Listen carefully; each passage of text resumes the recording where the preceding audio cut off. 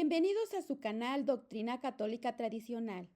Muchas gracias por escuchar, por sus comentarios y por favor, no olvide darle like al video para que la plataforma lo pueda recomendar a más personas.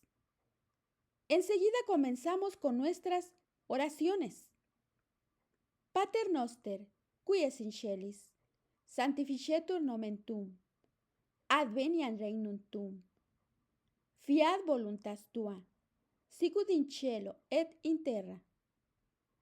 Panem nostrum quotidianum da nobis hodie, et dimitte nobis debita nostra, sicut et nos dimittimus debitoribus nostris, et ne nos inducas in tentationem, sed libera-nos a malo. Amén. Ave María, gratia plena, Dominus tecum, benedicta tu in mulieribus, et benedictus fructus ventris tui, Iesus. Sancta Maria, Mater Dei, ora pro nobis peccatoribus, nunc et in hora mortis nostre. Amén. Sancte Micaele Arcangele, defende-nos in prelio. Contra nequitiam et insidias diaboli, esto presidium. Imperet illi Deus, supplices deprecamur. Tuque, princeps militia celestis, Satana maliosque spiritus malignos, qui ad perditionem animarum pervagantur in mundo. Divina virtute in infernum detrude. Amén. Cor Iesus sacratitium, miserere nobis. Cor Iesus sacratitium, miserere nobis. Cor Iesus sacratitium, miserere nobis. El Concilio Vaticano II y el humo de Satanás dentro del templo de Dios. Es un tema de Roberto de Mattei. El pasado 11 de octubre, durante la celebración del 60º aniversario y la inauguración del Concilio Vaticano II, el Papa Francisco dijo lo siguiente: el concilio nos recuerda que la Iglesia, a imagen de la Trinidad, es comunión. El diablo, en cambio, quiere sembrar la cizaña de la división. No cedamos a sus lisonjas. No cedamos a la tentación de la polarización. ¿Cuántas veces, después del concilio, los cristianos se empeñaron por elegir una parte en la Iglesia, sin darse cuenta que estaban desgarrando el corazón de su madre? ¿Cuántas veces se prefirió ser hinchas del propio grupo, más que servidores de todos, progresistas y conservadores, antes que hermanos y hermanas, de derecha o de izquierda, más que de Jesús, erigirse como, entre comillas, custodios de la verdad o solistas de la novedad? En vez de reconocerse hijos humildes y agradecidos de la Santa Madre Iglesia, afirmó el pontífice, según el cual ni el progresismo que se adapta al mundo, ni el tradicionalismo o, entre comillas, el involucionismo, que ahora y añora un mundo pasado, son pruebas de amor, sino de infidelidad. Como tiene por costumbre, el Papa Francisco insinúa, hace alusiones, pero no aclara lo que dice. Habría sido mejor definir claramente los errores a los que se refería y llamar por su nombre a los responsables de esos errores que denuncia. Al mantener la vaguedad, alimenta la cultura de la sospecha, los venenos y polémicas a los que señala como males que aquejan a la Iglesia. ¿Quiénes son los tradicionalistas y los progresistas a los que se refiere? El mundo que se suele calificar de tradicionalista se encuentra hoy tan fragmentado y complejo como el progresista al que pertenece el propio Papa Francisco. Resulta difícil saber quiénes son y qué piensan hoy los tradicionalistas y los progresistas. En la época del concilio era más fácil distinguir a los progresistas de los conservadores. Los progres estaban convencidos de que el concilio derribaría los bastones litúrgicos, teológicos y morales de la Iglesia constantiniana, inaugurando una nueva primavera eclesial. Por su parte, los conservadores ponían en guardia contra esas ilusiones, haciendo ver los peligros de una apertura indiscriminada al mundo.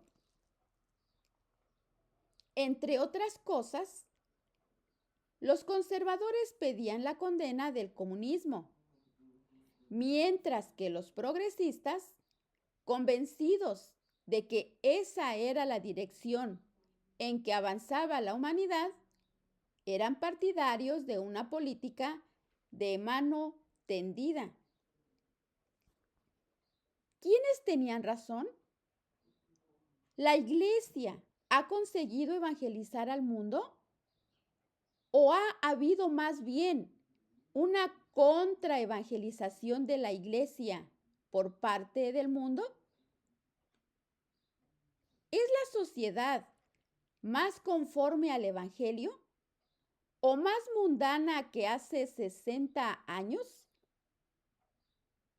El Papa Francisco suele deplorar la mundanización de la Iglesia, pero ¿acaso ese proceso no se inició?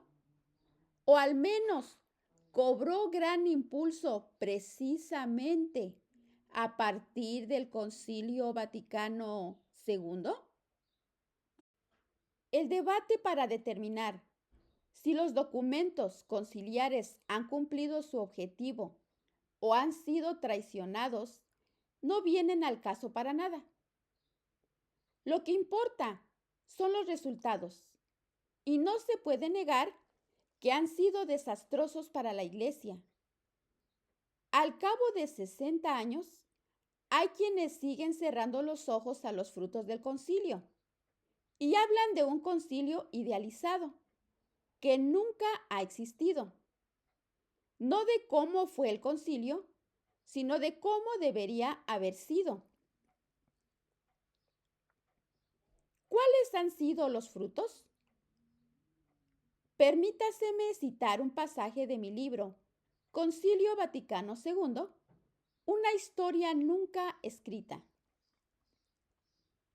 Bien, el desmoronamiento de las certezas dogmáticas, el relativismo de la nueva moral permisiva, la anarquía en el ámbito disciplinario, los abandonos del sacerdocio y el alejamiento de la práctica religiosa de millones de fieles, el despojamiento de muchas iglesias que se deshacían de altares, balaustradas, crucifijos, imágenes de santos, ornamentos sagrados.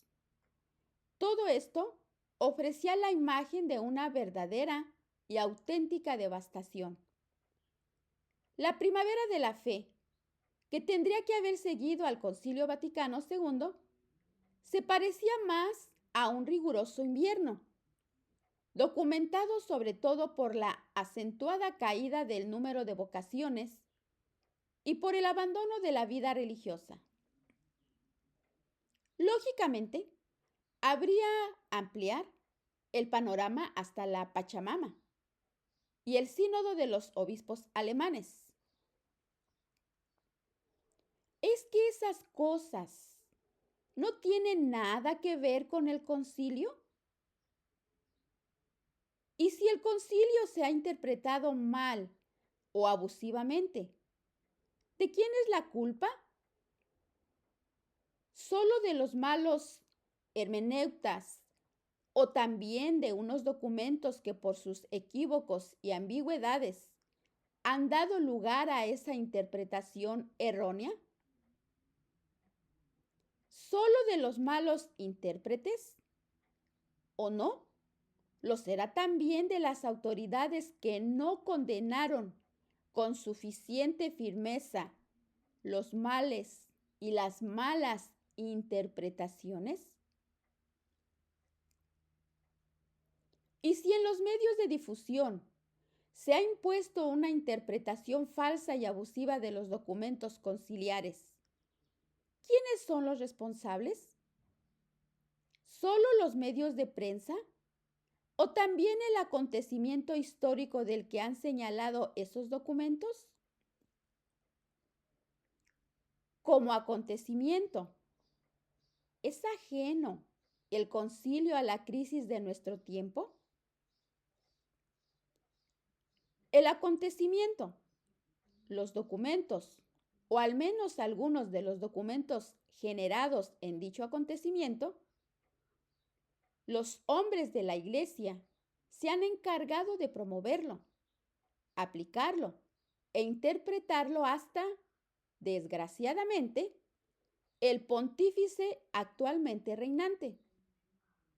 Esos son los responsables de la actual crisis de fe. El Papa Francisco ha mencionado al diablo, que quiere sembrar la cizaña de la división en el seno de la Iglesia. Pero desde el 29 de junio del año 1972, en un célebre discurso suyo, el Papa Pablo VI advirtió que el humo de Satanás había entrado en la Iglesia. Han pasado 50 años o más y el humo resulta sofocante en el templo de Dios. Cuesta respirar. ¿Por qué rendija se introdujo? ¿Y cuándo fue? Sino una ocasión del acto que acaba de conmemorar triunfalmente el Papa Francisco.